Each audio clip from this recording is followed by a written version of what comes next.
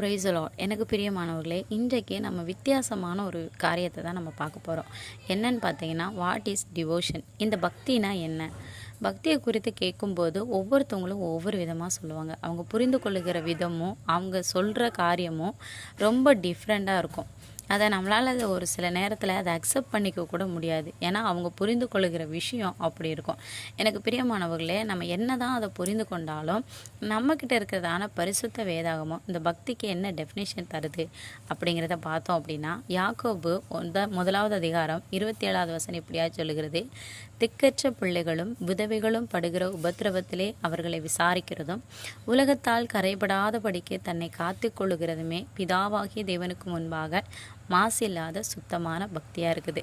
ஆமாங்க, இந்த நாட்களில் திக்கற்ற பிள்ளைகளை விசாரிக்கிறதும் விதவைகளுக்கு உதவி செய்கிறது தான் கர்த்தர் மீது நாம் வைத்திருக்கிற உண்மையான பக்தியாக இருக்கிறது.